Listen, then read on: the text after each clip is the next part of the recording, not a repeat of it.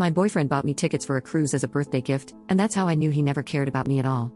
My birthday is coming up in a few months, and 3 days ago, I found out what my birthday present was: tickets to a cruise.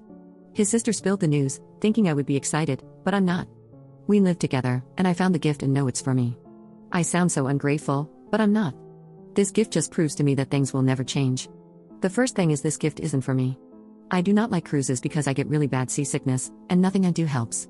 I also told him what I wanted to do for my birthday, which was going to a Ren Fair festival on my birthday. I have already taken the week off from work for it in preparation to go to this fair. I have purchased tickets and I'm saving month to month so that I have spending money without it affecting finances at home. Why would he book tickets at the same time as the time I took off to go to this festival? Also, this cruise wasn't cheap at all, so it's basically wasted money because I'm not going. I'm so annoyed. I have told him time and time again that I don't feel like he listens to me, that I feel like he just gets me things by thinking about what's best for him or what he would like. It's not only gifts. He makes decisions based on what he thinks is best, and I just can't deal with it anymore. I love him, but I'm so done, and before anyone says I didn't talk to him or to talk to him about this, I have repeatedly. This has been a recurring conversation in our 3-year relationship. The next thing to do is talk this out and end things. Update 1. The day I wrote my post is the day I ended things with my ex. When he came home, I basically said I found the tickets for the cruise and asked him who they were for. He said they were for me, for my birthday, and that I ruined the surprise. I asked him why he got me tickets for a cruise when he knew I get seasick and also knew I had been preparing for a Ren Fair festival for a couple of months. He said that he always liked cruises when he went on them, and thought I could push through it with patches or some other remedy because it was a really expensive cruise. He continued talking, but to be honest, I spaced out because I realized just how much this man didn't care about me. He brought cruise tickets, completely disregarding what I had planned, how I would feel, and what I wanted to do, all because he liked them. Like, forget my birthday, forget what I want, forget how sick I get. He likes cruises, so we should do that. I think he realized I wasn't speaking or excited because he asked me what was wrong, and I broke up with him. He was shocked and angry and asked why. This isn't the exact wording, but I said something like, "It's because I have realized how much you really don't care about me and that you're always willing to put your wants over mine every time it suits you, even on my birthday." He started to argue and wanted to talk about it, but I was just numb and went to bed on the couch. After 2 hours of trying to speak to me, he left me alone. I woke up the next day and got ready for work. I oddly felt fine, and he wanted to talk, but I just said I'm done, and if he wanted to talk about the apartment or what we would do about the lease or anything regarding the end of the relationship, I'm okay with that. I told him I'm not changing my mind about this, and for me, this relationship is done, and I just want to split amicably. While I was at work that day, I had free time and wrote down every instance I could remember just in the last 6 months of him choosing his wants and needs over mine. It was nearly 3 pages from front to back, and I didn't even realize how much I let slide because he didn't want to do it.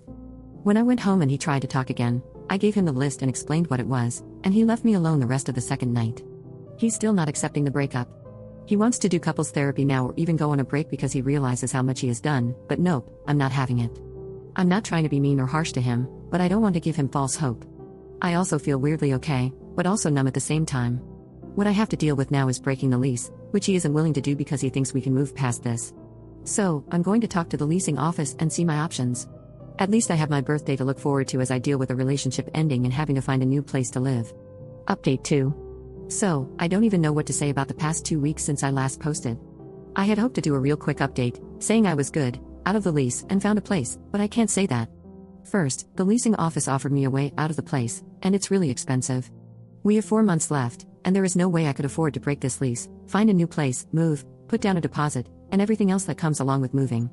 If my ex and I break the lease together, it is significantly cheaper, but he has refused, so I have no choice but to live with him. I have a few places in mind, and I'm eligible, so I will just deal with this for now. I moved all of my things to a storage unit and put all my important documents into a safe location elsewhere. I have to get furniture for my new place since it was his place I moved into, but other than that, I already have everything else you would need.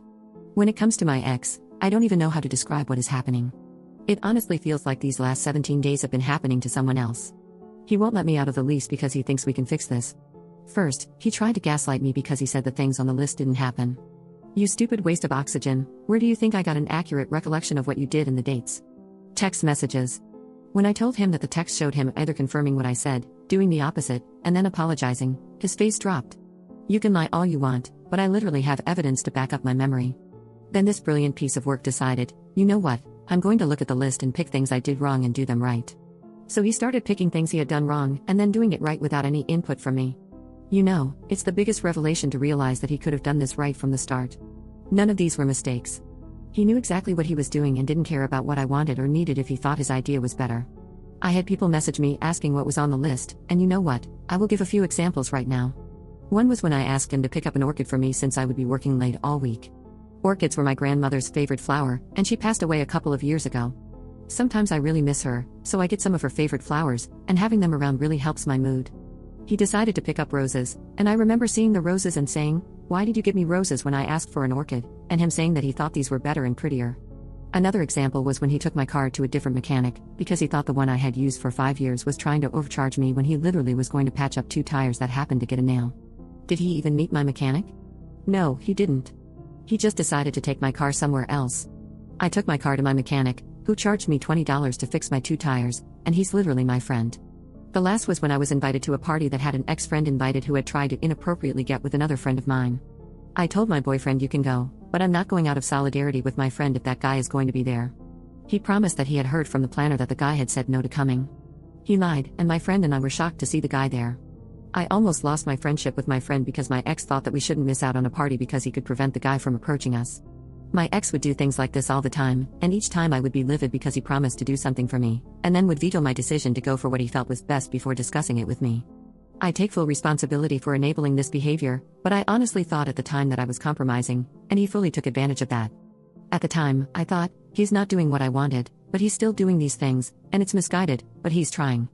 I did go to my close friends and sistered event, and I would hear, "Oh, but at least he still got you flowers. I can't remember the last time I got roses," and, "He was looking out for you, some mechanics are leeches," and, "He was trying to be a protector when he lied about the party." I realize now that these responses made me feel bad and helped me accept the behavior because when I vented to my friends and sister, I got feedback that made it seem like I was ungrateful and that he was a boyfriend who made mistakes, but at least he tried. I also didn't realize the sheer amount of BS I put up with. Writing it down and seeing the list get longer and longer when you have barely scratched the surface, you're like, how did I get here? How did I let so many things slide? Where the hell did my backbone go? I will say that the backbone is back, and I'm not tolerating any of this. Anytime my ex tries to talk to me about things not regarding the lease, I tell him I don't care. He keeps asking why I'm fine, and honestly, I think a part of me checked out a long time ago, grieved this relationship, and that part was waiting for the rest of me to catch up, and I have.